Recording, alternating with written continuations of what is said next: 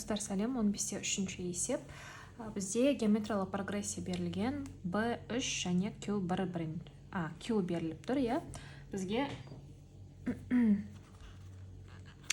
Бізге B1-ді табыңдар дейді. B1-ді табу үшін бізде геометриялық прогрессияның мынандай формуласы бар еді, иә, BN формуласы бар еді. Бұл жерде BN дегені менде B3 беріліп тұр, Q менде беріліп тұр, N менде 3-ке тең беріліп тұр. Осыдан мен B1-ді өрнектеп алам.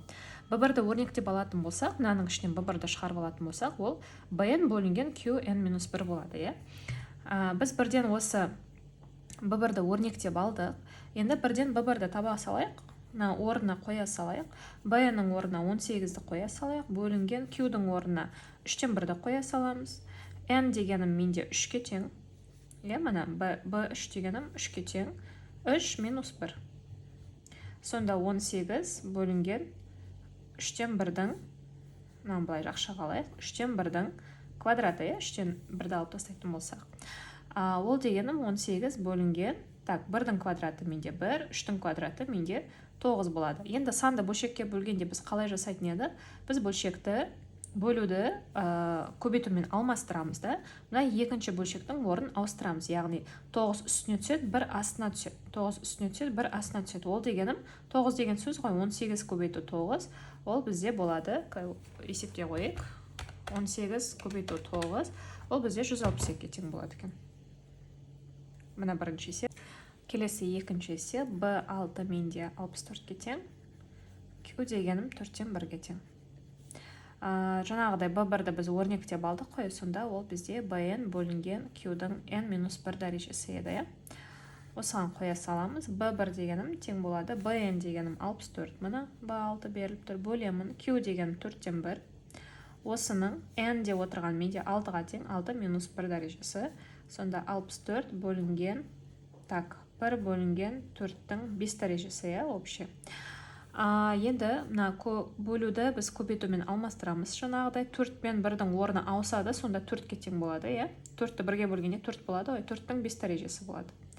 64 көбейтілген 4-тің 5 дәрежесі. Енді біз мына жерде 4-тің 5 дәрежесін есептеу үшін біз 4-ті 5 рет көбейтеміз. 4 көбейту 4, 2 дәрежесі, оған көбейтем 4, 3 дәрежесі, оған көбейтем 4-ті. 4 дәрежесі, оған көбейтем 4-ті, 5 дәрежесі, 1024 шықты. 64 көбейтілген 1024, бұл 4-тің 5 дәрежесі. Енді 64-ті 1024-ке көбейтсек, оны көбейтемін 64-ке, ол бізде 65536 шығады екен. 65536. Келесі үшіншісін шығарамыз дәл осылай. B8 менде тең болады 16-ға, Q тең болады -2-ден 1-ге дейді. B1 дегенім ол 16 көбейтілген -2-ден 1-дің, N дегенім 8 -1 дәрежесі. Сонда, бөлінген дегенім 16 бөлінген -1 бөлінген 2-дің 7 дәрежесі.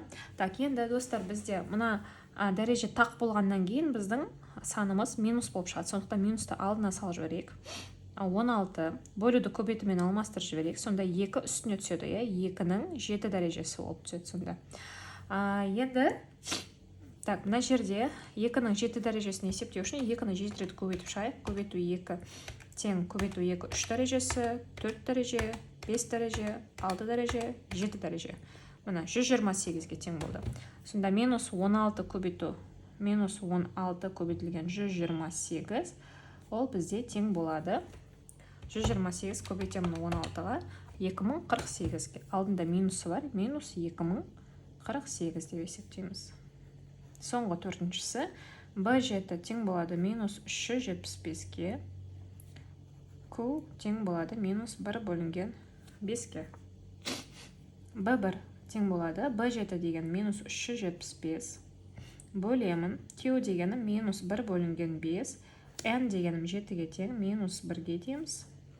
Сонда -375 бөлінген -1 бөлінген 5-тің 6 дәрежесі болды.